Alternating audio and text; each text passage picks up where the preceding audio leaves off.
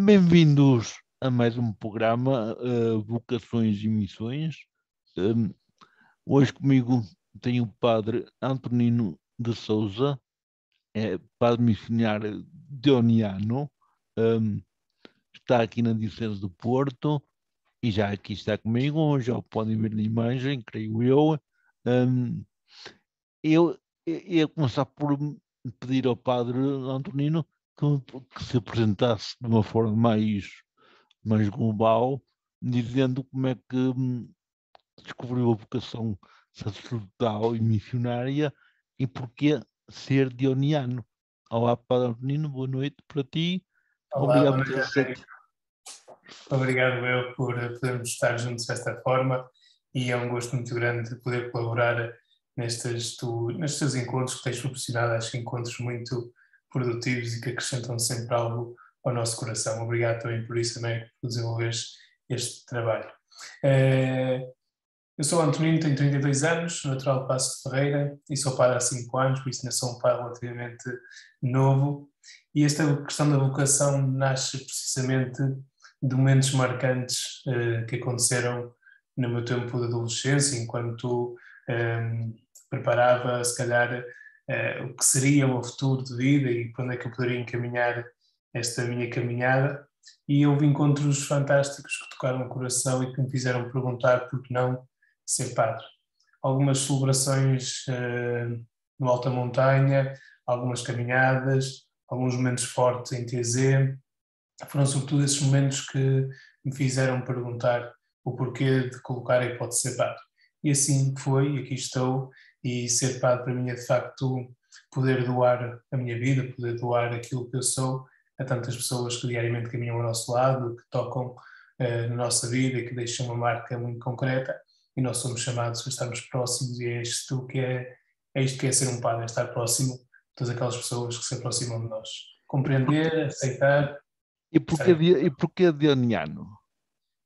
Leoniano, que encontrei nesta congregação um sentido de abertura muito grande, um sentido de abertura àquelas que são as missões que nós desenvolvemos, um sentido de abertura muito grande àquilo que são as novidades do dia a dia e que a sociedade vai propondo, e nós leonianos temos sempre esta preocupação por olhar para aquilo que é a sociedade e perceber como é que nós podemos de facto estar envolvidos no âmbito social, perceber quando é que a sociedade caminha e acompanhar os tempos. Por isso, ser doniano é também olhar para isto que é uma congregação que está em busca, que está em caminho, que está à procura também de encontrar um rumo para a sua própria vocação, e isso abre sempre perspectivas e abre sempre novos caminhos de realização.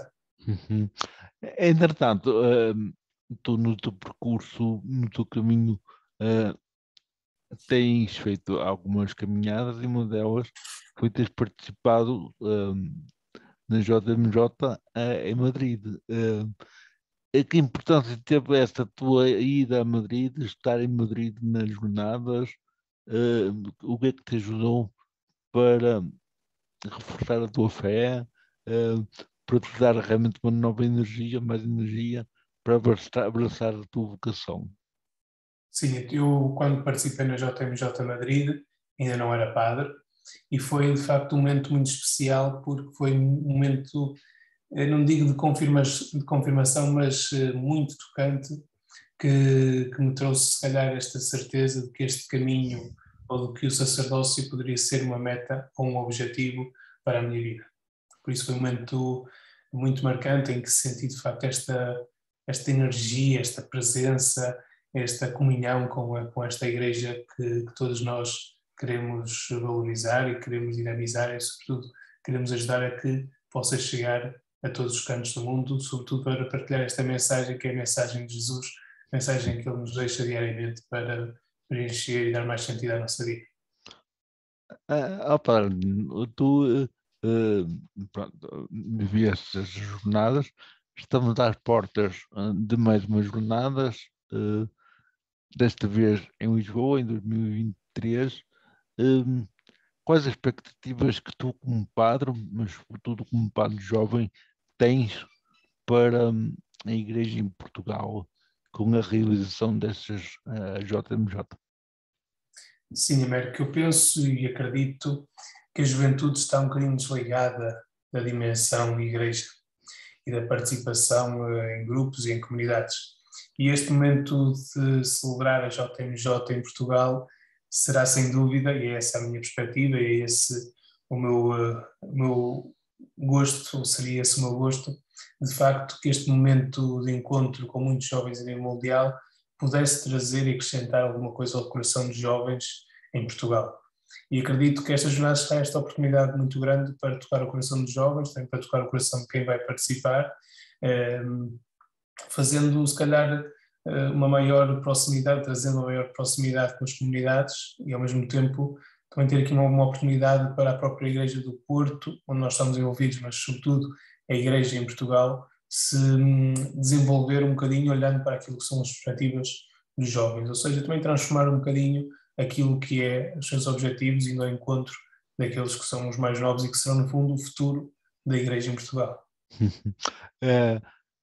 Neste momento fala-se muito e aqui na Diocese do Porto ouve-se muito essa mensagem passada, que é necessário chegar-se a muita gente que está fora da igreja, muitos jovens, e não só, porque as jornadas, embora sejam para os jovens, envolve toda a igreja. Tu como dioniano e sobretudo as congregações, a congregação dioniana, como é que está a preparar essa JMJ a nível de sensibilizar os jovens, de os cativar, de os chamar para esta grande jornada que já começou, porque não é só naqueles dias de 1 a 6, mas prevê-se e espera-se que seja para muito, muito tempo. Como é que vocês, enquanto missionários jonianos, estão a tentar chegar às periferias? Olha, Américo, em primeiro lugar, nós estamos a tentar concentrar os jovens com quem já trabalhamos e que neste tempo da pandemia se foram afastando, naturalmente. O objetivo, penso que é agora tornar a que eles estejam presentes nos nossos núcleos, nas nossas comunidades, nas nossas atividades e a partir daqui fazer um trabalho de presença, de proximidade, de comunhão, de alegria, para que de facto esta alegria que nós queremos desenvolver com a JMJ também possa passar para aqueles que, como tu dizias e bem, possam estar nas periferias. E quando vemos uma comunidade alegre, quando vemos um grupo de jovens que vibra, que está feliz, que há comunhão, que há proximidade, que há uma relação entre eles, é um motivo, sem qualquer tipo de dúvida, para que outros jovens possam perguntar o que é que ali se passa, como é que isto funciona, vão aproximar e vou ver. E é por aí, é um bocadinho pela nossa maneira de estarmos no mundo que nós conseguimos tocar o coração dos outros. Às vezes as palavras não chegam, mas um sorriso ou um gesto chega. Pela tua experiência, o que é um jovem que nunca fez a experiência de estar numa jornadas como a JMJ podem esperar numa jornadas destas?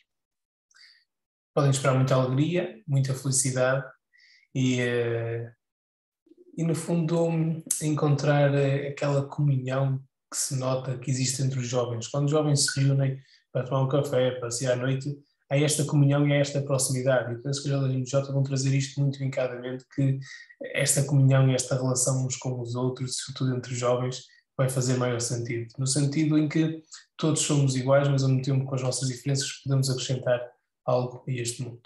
Uhum. Opa, desde que te conheci, e já há uns anitos, tu tens tido vários desafios pela frente, né? São jovens, é toda a missão, é a caminhada que tens feito cada vez mais alicerçada, e agora surgiu no teu horizonte um projeto novo, que é de ser capelão num hospital. Queres-nos falar desta experiência, que para mim é muito bela, de um doente poder ter alguém que lhe dê assistência espiritual, lhe dê o apoio que muitas vezes só um assistente pode dar, porque os médicos, os enfermeiros, ou porque não têm tempo, ou porque não têm sensibilidade, ou porque não estão preparados para ouvir escutar, sobretudo escutar aquilo que os doentes, que as pessoas fragilizadas têm lá dentro por cá fora, não podem fazer. Como é que nasceu essa iniciativa, essa proposta de seres capelão no Pedro Espada? Sim, Américo. Ser assistente espiritual e religioso num hospital é um trabalho de humanidade, um trabalho de proximidade. E ser assistente espiritual é trabalhar esta dimensão humana e esta dimensão de proximidade que nós estabelecemos com o doente ou com aquela pessoa que está numa situação de maior fragilidade do que a nossa, porque todos somos frágeis.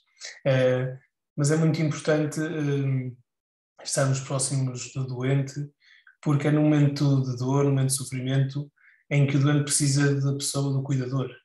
E o assistente espiritual religioso é um cuidador, é alguém que se abeia, alguém que se aproxima, alguém que comunica, muitas vezes não com palavras, muitas vezes com silêncios, com toques, com a escuta.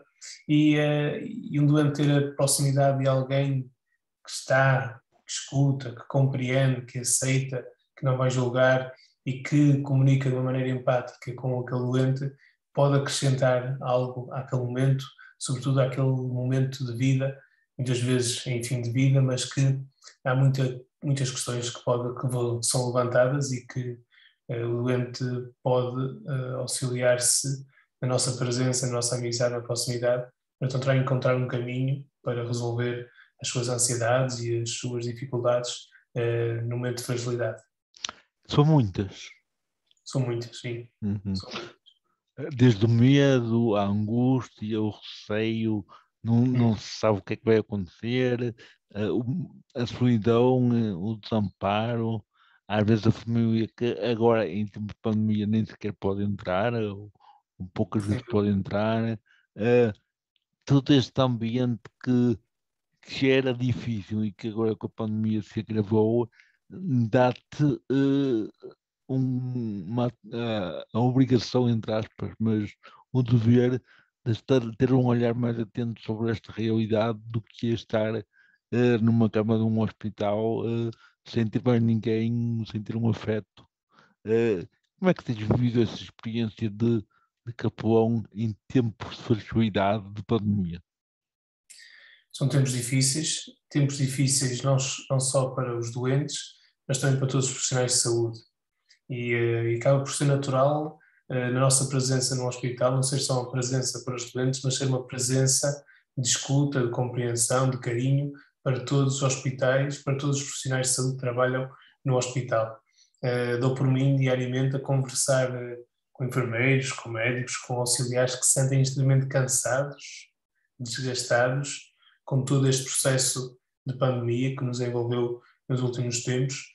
E por isso a nossa presença é sobretudo uma presença de conforto, de carinho, de proximidade e nestes tempos mais atribulados em que as nossas presenças também estão limitadas em alguns locais, em alguns serviços do hospital, tentamos com mensagens bonitas chegar ao coração de todos os profissionais de saúde e todos os doentes que se encontram no hospital.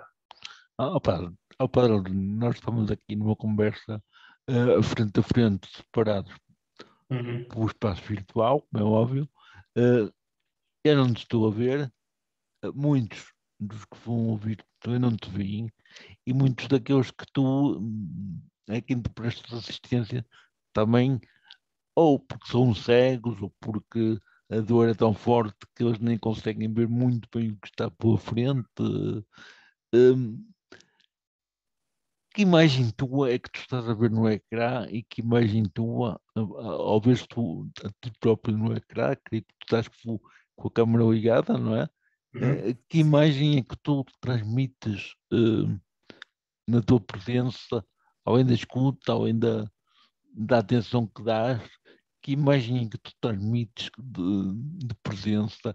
O que é que eles conseguem encontrar na tua imagem, olhando para a tua própria figura? O que é que tu achas que um doente, uma pessoa fragilizada, pode encontrar na tua presença, além da amizade, além do afeto, o que é que ele pode encontrar na tua presença física? Olha, Américo, gostava e acredito que podemos e quero transmitir dois aspectos. O primeiro, a questão da serenidade. E trazer serenidade comigo e viver em paz comigo mesmo, eu sei que automaticamente vou transmitir essa serenidade, essa Uhum, paz interior para aquela pessoa que está numa situação de maior fragilidade. E a segunda é algo que não se vê, mas que se sente, que é a questão do toque terapêutico. E a uhum, minha presença neste contexto hospitalar é sem dúvida muito em volta do toque terapêutico. E para quem está ligado aos cuidados paliativos, certamente sabe de uma forma muito mais afincada aquilo que nós pretendemos com o toque terapêutico, que é de facto transmitir esta presença, transmitir esta energia, transmitir esta força, sobretudo transmitir esta paz e esta serenidade. Por isso, aquilo que eu quero transmitir com a minha presença no hospital é esta serenidade, se quisermos humanidade, se quisermos empatia, através do toque terapêutico, porque muitas vezes o nosso toque pode ser muito mais importante do que mil e uma palavras. mais importante do que dizer Deus está aqui é dizer que tens aqui alguém para te acompanhar, para estar contigo, não é? Exatamente, exatamente. Uhum. Não os paliativos, porque é uma área que tu abraças com muito carinho, aliás, estás a frequentar tese, não é? Se não me Sim, engano, doutoramento. Sim, doutoramento. doutoramento. Eh, os paliativos é uma área que em Portugal ainda não tem grande tradição. Há poucos serviços com cuidados paliativos, há falta de camas, num tempo em que se discute eutanásia, em que se legalizou há poucos anos o aborto.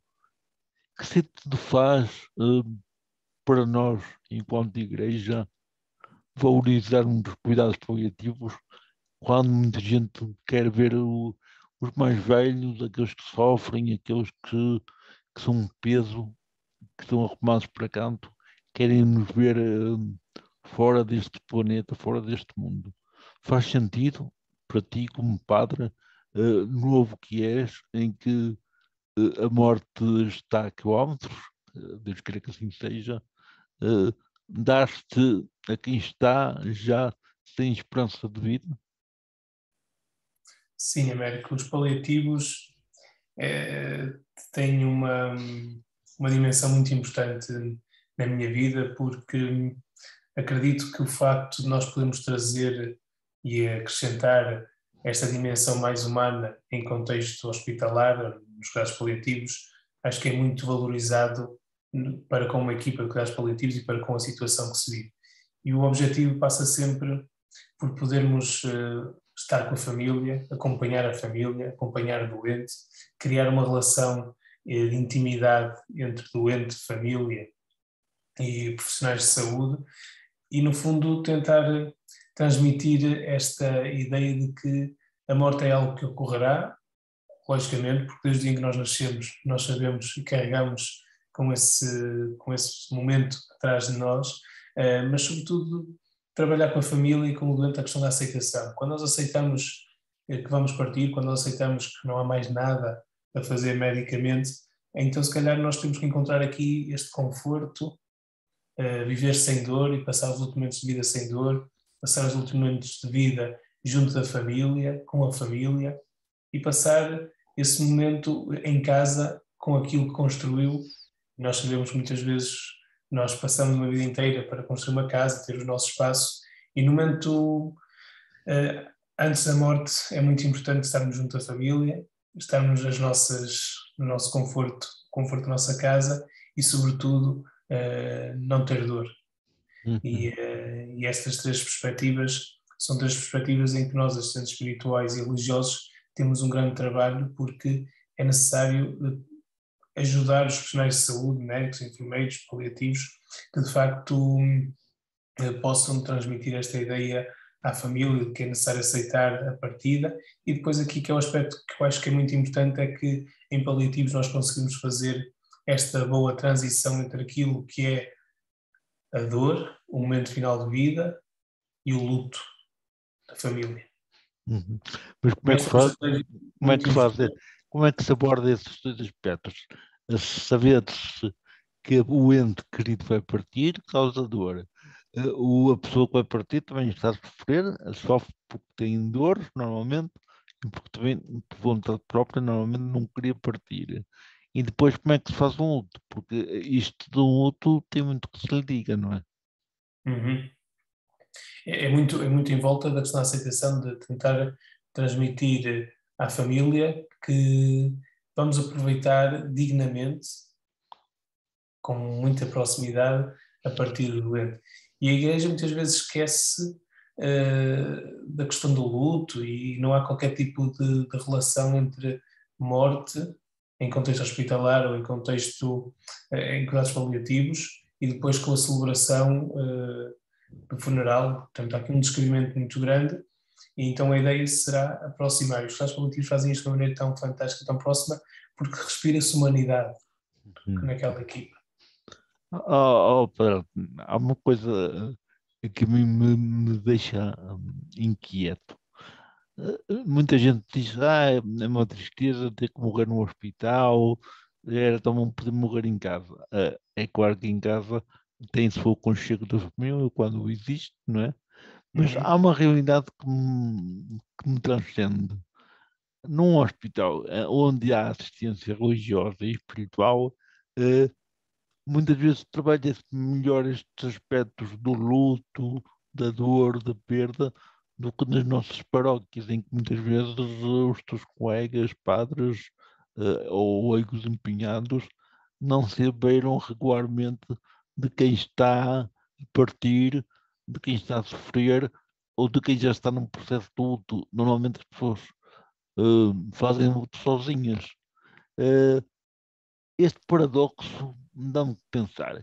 Será melhor, isto aqui é muito complicado, morrer acompanhado em casa com os entes queridos, mas depois os entes queridos não terem acompanhamento espiritual na hora do luto, e o luto pode durar tempos infinitos, né? Pode durar muito tempo, ou morrer nos cuidados paliativos com todo o que isso significa, mas ter-se a possibilidade ter alguém que nos escute até a hora da morte e de termos realmente alguém que vai acompanhar a família nesses momentos tão difíceis. Certo, Américo. Eu penso que o problema está antes disto tudo, que é nós, a nível cultural, não queremos falar sobre morte. Parece que a morte é um apartado da nossa vida que nós não queremos mexer, não queremos falar sobre isso. Parece que a morte é uma questão que saiu completamente fora dos nossos horizontes. Então, tudo isto vem muito da formação e da educação, e até mesmo da cultura que nós estamos a viver. Agora, este processo de aceitação da perda e da partida é um trabalho que se faz antes do doente poder ir para casa, estar no seu meio, estar na sua casa que construiu, estar junto da sua família. É claro que o ideal será fazer este trabalho de aceitação com a família antes, e já tenho algumas experiências nesse sentido, e depois o doente vai para as casas e para junto das famílias, e aí sim desenvolve uma proximidade em fim de vida, e importante é nós estarmos próximos e estarmos presentes nesse processo desde que está no hospital, desde que sai do hospital e desde que ele parte. Acredito que ainda assim, 70% da população morre em hospital, ainda assim. Agora, olhando para as realidades que conheço de cuidados paliativos, que não são muitas, como tu dizias, e bem em Portugal é algo que não está bem desenvolvido, esta morte em casa junto dos familiares acaba sempre por ser mais tranquilizador e mais sereno para as próprias famílias.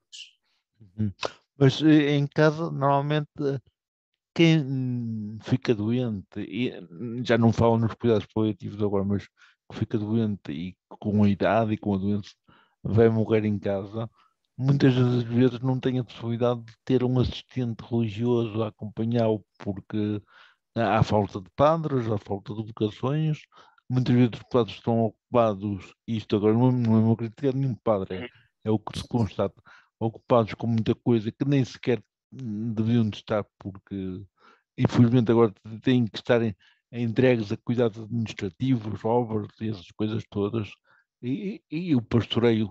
fica para segundo, infelizmente. Muitas vezes esta realidade de se morrer em casa, porque não há quem morra muito em casa, não é? Pelo menos vive a doença em casa, muito sozinho, porque os padres não podem, como num hospital, ir diariamente ou quase diariamente a beirar-se do doente. Vocês num hospital como o Pedro Spano, tu como capelão, regularmente visitas os doentes. Sim, eu vou à casa dos doentes que estão referenciados e que precisam desta ajuda espiritual e claro que eu vim da primeira vez que depois vamos regularmente à casa do doente para que haja esta relação, para que eles não se sintam abandonados também por aqueles que foram os assistentes espirituais e religiosos deles. Por isso Uhum. nós temos esta perspectiva de ir ao domicílio e estar um bocadinho com eles e isso Vocês faz parte fazem esse trabalho, hoje. além do hospital, vão a casa depois. Sim, ainda hoje fiz isso. Não, Para te dizer que é algo que nós assumimos como importante para a sim, questão do sim. acompanhamento. Não há uma interação entre os capelães e os párocos das respectivas paróquias para que eles também possam saber que o doente X, quer dizer, a pessoa X, que está muito doente, que está mal, Uhum. não há esse intercâmbio de comunicação entre as capelanias os párocos. Sim, sim, tem que haver, Américo, tem que haver. É claro que há pessoas que não têm ligação à comunidade nem ao Sim, parque, sim. e esse é outro aspecto. Há outras questões em que são os parques mesmo a referenciar e nós aí agilizamos a nossa presença. Uhum. Pá, para quem nos está a ouvir e está a ver, um jovem como tu, na flor de idade, eh, falar com essa naturalidade, com essa eh, à vontade da morte, impressiona. Porque normalmente, como tu dizes e como eu constato, as pessoas não estão preparadas para falar da morte. Tu, com os teus 30 e poucos anos, eh, parece estranho poderes falar assim da morte, porque também a morte, para quem é jovem, não está nos horizontes. Porque é que há de estar no horizonte de um padre? Américo, habituei-me regularmente a fazer esta pergunta à minha vida. E se tu amanhã tivesses que morrer, estavas pronto? Estavas preparado? Hum. É uma pergunta difícil, é uma pergunta dura de se fazer. Mas ao mesmo tempo, quando nós fazemos essa pergunta, percebemos que nós somos pessoas livres e que caminhamos diariamente. E, hum, e acho que nós precisamos de lidar com estas questões de uma maneira muito mais natural, de uma maneira muito mais próxima, porque é algo que nos acompanha. O Uhum. Fernando Pessoa dizia que a morte não é invisível, porque a morte muitas vezes é como virar uma esquina. Uma pessoa vira a esquina e nós deixamos de ir a ver, mas sabemos que ela está lá. Uhum. E no processo de morte, no processo de luto, é muito importante abordarmos esta questão, ou seja, nós não vemos a pessoa, mas sentimos que ela ainda continua no nosso coração. Uhum. E é claro que para nós é muito mais fácil assumirmos que amanhã podemos partir. É muito mais difícil assumir que uma pessoa de quem nós amamos e quem gostamos muito parte da nossa vida. Uhum. É Mas mais fácil. é uma realidade que é transversal a todas as pessoas que nascem. Sim. Mas é estranho, sendo uma realidade tão presente na vida de cada um, porque o é, eh, as pessoas não estarem a ser preparadas para isso. Num ambiente hospitalar é completamente diferente, porque a morte bate sempre à porta, está ali sempre presente a ideia de que se pode Uhum. morrer. Embora o hospital seja um local de cuidar, de curar, de salvar, a morte não deixa de ser uma cura, uma salvação. Está tudo muito interligado.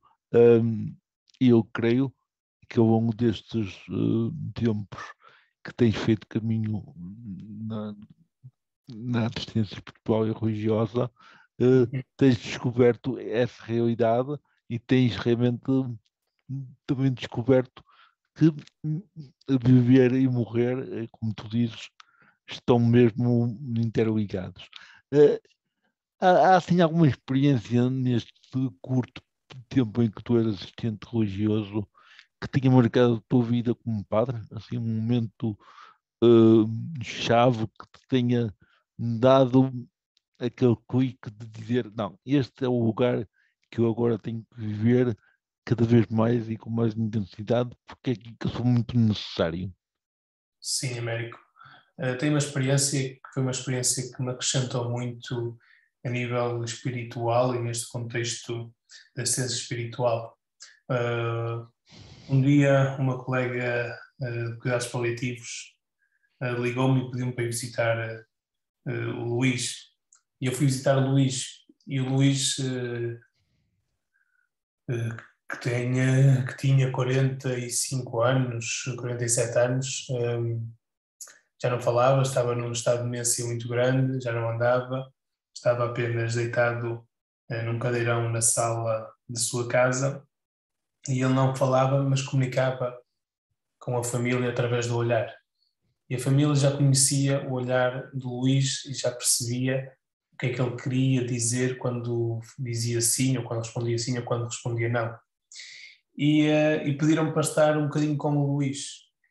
E estive com o Luís e a única coisa que fiz foi toque terapêutico e foi muito silêncio em torno do Luís e juntamente com a família, e aqui é que está o ponto interessante, juntamente com a família vivemos esse momento, e uma certa altura desses momentos de silêncio, o Luís estava agarrado à minha mão, e eu perguntei ao Luís se o Luís estava em paz. E o Luís retirou a sua mão da minha mão e colocou a mão dele no seu próprio coração. E o Luís não disse mais nada, não fez mais nada, não teve outro tipo de reação. E a família sentiu que o Luís estava em paz.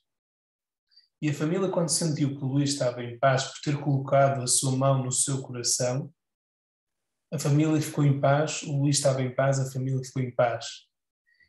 E isto foi muito interessante de perceber que, de facto, quando aceitamos a partida, quando aceitamos aquele momento de dor, quando conseguimos sentir que o doente está em paz, que a família está em paz, tudo é muito mais harmonioso. E é Eu estive, possível. eu estive com o Luís mais ou menos meia hora, saí de casa do Luís, passado 20 minutos o Luís partiu. Uhum. E a família ligou-me e disse: Antonino, estamos em paz, o Luís partiu em paz, obrigado por nos teres proporcionado este momento. E Eu não por, disse nada, e eu não por, disse nada, Américo. e por suas palavras, deduz facilmente que um bocadinho de ti partiu com o Luís. Acompanhou o Luís, acompanhou Exatamente. o Luís. Acompanhou o Luís. É. E o Luís vai acompanhar-te para o resto da vida, por suas palavras. Eh, Sim, Muitas vezes são estas pessoas em quem já ninguém deposita esperança que faz de ti e de muitos homens como tu que abraçaram o sacerdócio, os padres que sois, ricos de experiência, de vivência e sem medo de encarar as realidades mais duras, porque sabem e sabemos nós também que por detrás de tudo há alguém que nos acolhe, que nos abraça como Deus. Se não for Deus, é um homem que o representa, porque Deus faz presente em cada um de nós. E é assim que muitas vezes nós nos sentimos. Antonino, tu, para chegar a este caminho da tua vida, que é um caminho que para quem te está a ouvir desde o início, diz, "Ui, aquele padre, em poucos minutos, parece que viveu 80 anos. Eh, Tens essa sensação de que em 30 e poucos anos já viveste muitos mais anos. vivi muito, Américo, sobretudo com muitas experiências que deixaram uma marca concreta. E é preciso nós sermos pastores, como nos pede o Papa Francisco, de sairmos, de irmos ao encontro das pessoas, de estarmos com as pessoas, de conhecermos pessoas, conhecermos comunidade, conhecermos movimentos, conhecer dinâmicas, conhecer gente. Porque nós só somos gente, só somos pessoas, porque existe gente e existem pessoas. E quando nós nos relacionamos com as pessoas, nós só acrescentamos algo à nossa vida. Nós só desenvolvemos, nós só crescemos porque nos relacionamos. E para mim isto faz muito sentido. Sair de casa, estar com pessoas, partilhar a sua experiência, partilhar a minha experiência, ouvir questões, ouvir perguntar regularmente porque é que isto faz sentido para ti, António, porque é que esta tua vida faz sentido, ajuda-nos tanto a pensar como é que nós podemos transformar, como é que nós podemos renovar, como é que nós podemos crescer. Para mim é muito importante este contacto uns com os outros. É isso que o Papa Francisco nos pede, que também é um homem de proximidade, também é um homem de cuidado, e eu quero continuar a ser esta pessoa que está próxima, esta pessoa que compreende, que aceita, que cuida e que ama aqueles que caminham ao meu lado. Aliás, ainda há poucos dias, pronto, eu recordo que esta entrevista está a ser gravada, pronto, não vai já para o ar, só daqui a algum tempo é que irá para o ar, mas na passada quarta-feira, se não me engano, não, a quarta, já não sei, foi esta semana ou há dias, o Papa Francisco disse de uma forma muito categórica, muito serena, mas convicta, dirigindo-se à hierarquia da igreja, bispos, padres, para sentirem o cheiro das ovelhas, para serem mais próximos, para saírem das sacristias, para irem ao encontro, para não terem narizes empinados, foi uma expressão que ele usou, Sim. porque há muita gente na igreja com o nariz empinado, padres, leigos, bispos, e nós sabemos que há tantos, não é? Isto vindo de um Papa como o Papa Francisco, que destrói barreiras, que desfaz preconceitos, que quebra silêncios, que faz pontos, que se desfaz em amor, em doação, tem uma força extraordinária. Eu sei que nem todos aceitam estas palavras também com amor, mas tenho esperança que um dia a igreja que somos será mais igreja, porque vai ter sempre mais presente toda esta mensagem que o Papa Francisco nos tem deixado constantemente. E sobretudo vós, jovens, sois tão sensíveis a estas coisas, que é uma riqueza podermos partilhar essa sensibilidade, tudo isso que vocês interiorizam e vivem no vosso dia a dia. Eu sei também que tu, na relação que tens no hospital, já falaste, também te relacionas com médicos, com enfermeiros, com pessoal auxiliar. A tua relação com este mundo tão grande, tão vasto, é uma relação pacífica, é fácil, vindo como uma pessoa que está ali para ajudar, ou às vezes sentes que nem tanto assim é, às vezes preferiam que tu lá não estivesses, a presença do padre cheira à morte, cheira. Tem aquele cheiro que ninguém quer ter, não é? Porque onde há um padre, normalmente há morte, quer dizer, e não por causa daquela ideia do antigamente, não é? Isso no hospital ainda acontece, sente-se isso da parte do corpo clínico, há pessoas ainda que têm um bocado de receio da presença do padre lá no meio. Não, não, não. Sinto-me bastante acolhido Uhum. e os comentários que vou ouvindo é que de facto a nossa presença num hospital é uma presença muito importante, quando de facto é esta presença cuidadora, esta presença compreensiva, empática, de proximidade. E isso acontece connosco no nosso tipo de trabalho como assistentes espirituais, por isso sinto-me bastante acolhido, sinto-me bastante compreendido. Agora é claro que nós temos que estar próximos. E isto de Uhum. estar no corredor, de passar no corredor, de tomar café, de almoçar juntos, acaba por criar uma relação muito grande com todos eles, e isto é bonito. A Caponia, o serviço de apoio espiritual e religioso no Pedro Hispano é composto por voluntários, ou é só tu que trabalhas lá? Trabalho eu e o Padre Humberto, estamos os dois a trabalhar com a assistência espiritual e religiosa.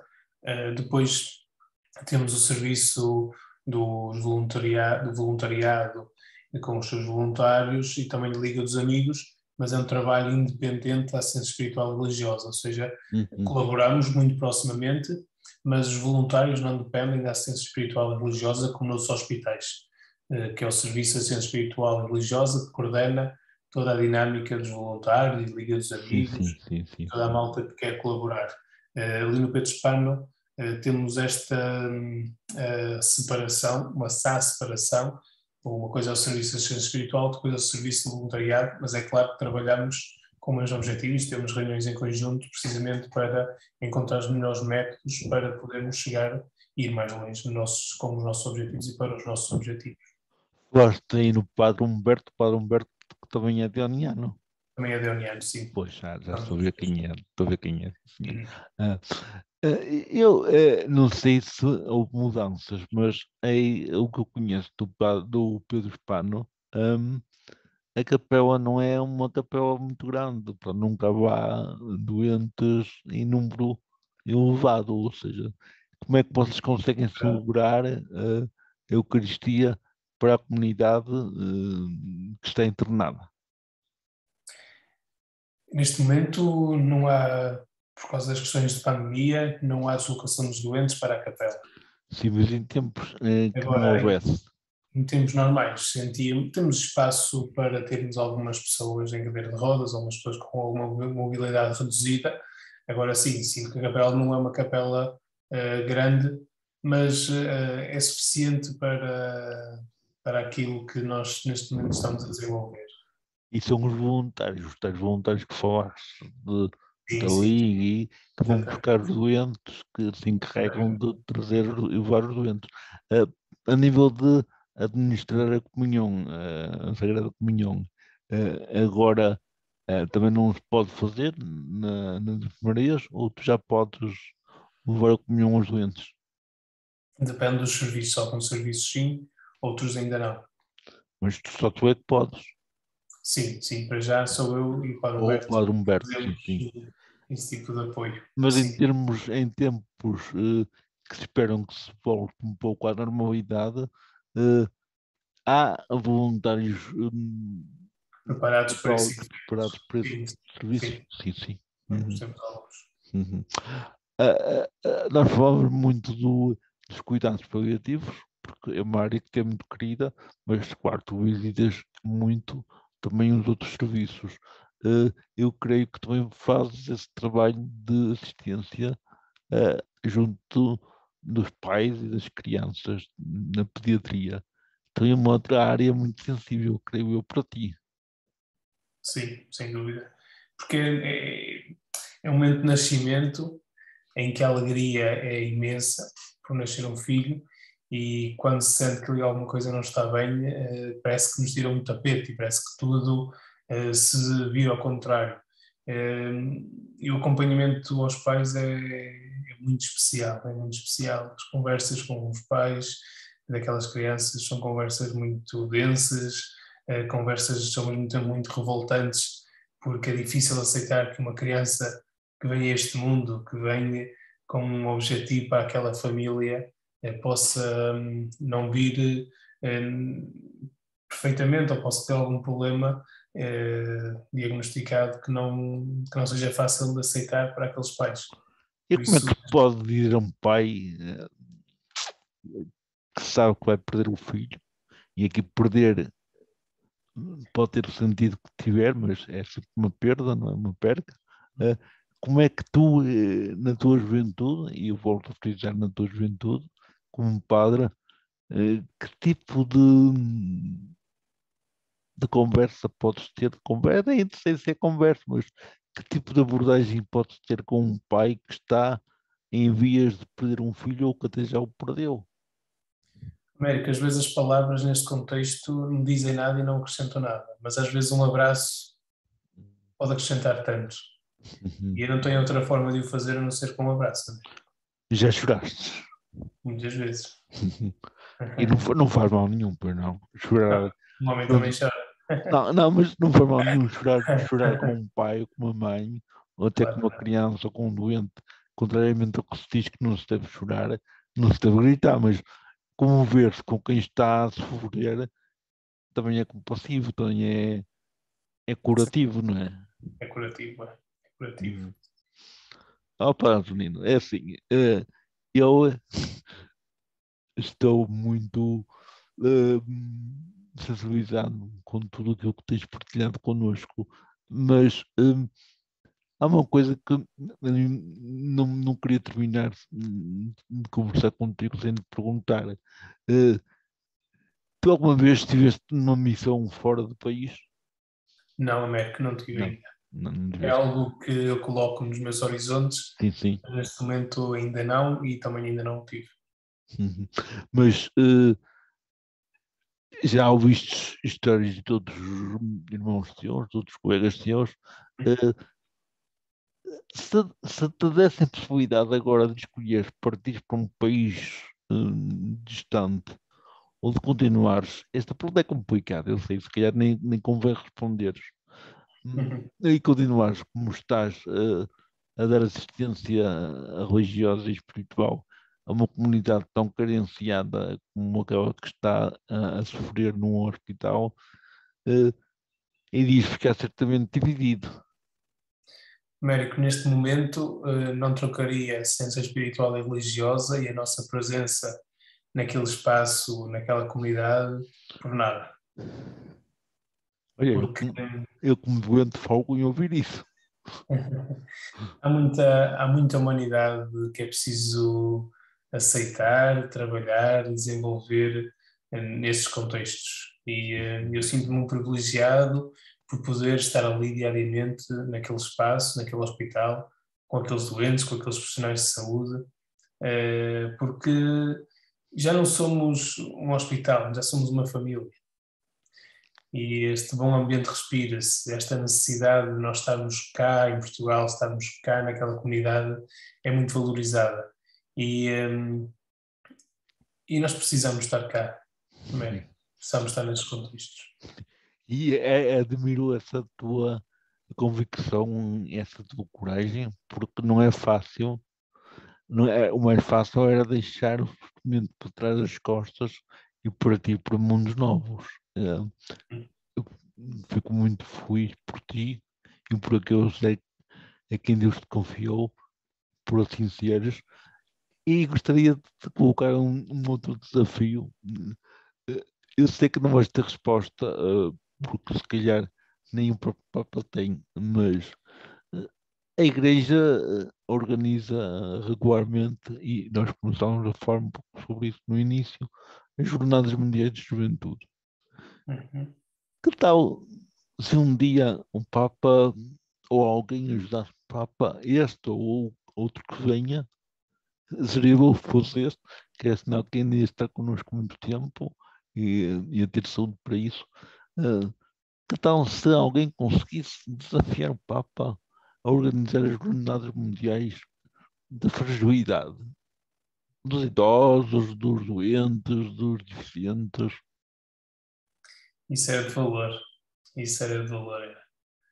Acho que precisamos disso. Precisamos de tratar a fragilidade por tu. Precisamos de tratar eh, os momentos de dor como algo próximo que não, e não algo distante. E nós tratamos isto de uma maneira muito distante. E às vezes sentimos que temos que estar mais próximos, que acolher a nossa fragilidade, porque todos somos frágeis de uma maneira diferente. Mas seria interessantíssimo realmente vermos um, em vez de, eu não estou a dizer que não é importante, é importantíssimo, mas a par de vermos agora aquele espaço em Lisboa cheio de jovens e de gente que os acompanha, um dia vermos um espaço idêntico cheio de pessoas de idade, de pessoas de cadeira de rodas, de pessoas canadianas, eh, se calhar era um outro quadro belo, com outra beleza, mas com muito sentido. Será que um dia podemos sonhar com isso? Acho que sim, Américo. Hum, Penso que sim. Penso que sim. Pode ser que um dia tu chegues a Papa. Nada disso. Não se sabe. O Papa Francisco, se calhar com a tua idade, nunca pensou nisso, não é? Isto nunca não se pensa. A vida traz-nos desafios. Se calhar tu nunca tinhas pensado ser assistente espiritual e religioso num hospital. e a coisa aconteceu. Um, Padre Antonino, eu já estive aqui a entrevistar há uns tempos atrás o teu irmão, o Padre Pedro. Algumas pessoas estão a pensar, aquela cara não meio estranha. Pois não, é que nós temos a graça de ter dois irmãos que são os únicos filhos de uma família e que são ambos padres. Isto é uma graça, realmente, termos num tempo em que se diz que há tanta falta de vocação, termos dois irmãos padres tão jovens. E eu queria terminar com esta mensagem também de conforto para quem está com medo de não haver vocações, das vocações começarem a ser cada vez menos, e estão a ser, eh, de que também nos compete a nós sermos também nós capazes de agarrarmos a vocação laical e ajudarmos os padres a não terem tanto sobre si a responsabilidade total das paróquias, dos institutos, ver mais vocações laicais empenhadas. Será que, se calhar, será por aí o caminho? Eh, Este medo de não termos padres eh, deveria converter-se em sinal de esperança? Ou achas que estamos ainda demasiado agarrados à ideia de que nada somos sem um padre? Não, acho que nós também temos que desvalorizar a questão da hierarquia e perceber que o trabalho dos leigos tem de ser muito mais valorizado neste contexto de igreja. E acredito que brevemente, futuramente, os leigos terão um papel muito importante na questão de orientação de comunidades e orientação de algum tipo de sacramento que possam uh, presentear, digo, as comunidades que os envolvem. Por isso, Uhum. esta questão da hierarquia penso que é algo que tem que começar a decrescer para que a questão laical possa crescer.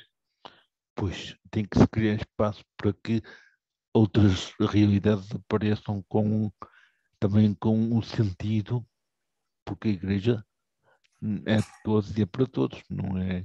Agora, os padres terão sempre o seu lugar, como é óbvio, cada um tem o seu lugar, mas não são a pedra fundamental, o bispo não é a pedra fundamental, todos somos. Por Todos isso, são.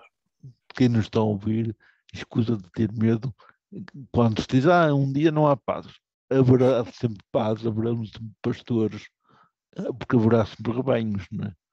Eh, e a prova disso sois vós, que sois jovens e que estáis aí, portanto, outros atrás de vós virão, e se forem menos, melhor,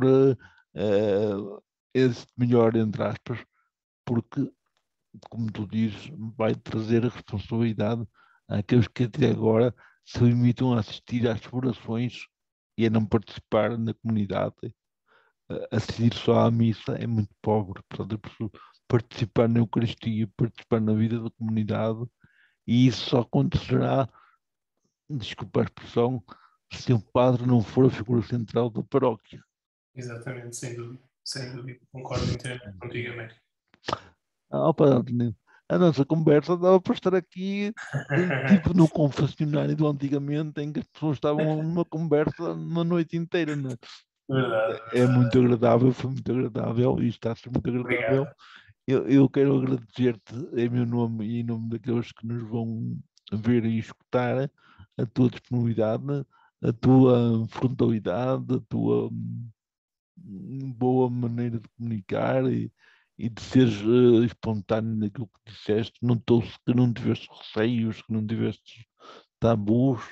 Isso foi importante e vai ser importante quem nos ouvir depois no Facebook, no YouTube e nas outras redes sociais poderem sentir esta juventude que a Igreja tem a nascer e a dar frutos, como tu aqui me transmitiste também. Quero desejar-te a ti e a toda a comunidade dioniana as maiores felicidades e a ti em particular que enquanto estiver ao serviço dos mais frágeis e que seja por muito e muito tempo, consigas ser a luz e a serenidade que transmites para cada doente, para cada pessoa que sofre, para cada família que sofre com os seus. Obrigado. Obrigado, muito Obrigado obrigado. por este bocadinho, por esta oportunidade também. Muito Obrigado, eu, obrigado. muito obrigado. Boa noite. Muito Boa obrigado. noite, boa noite, boa noite. Obrigado. Fica bem.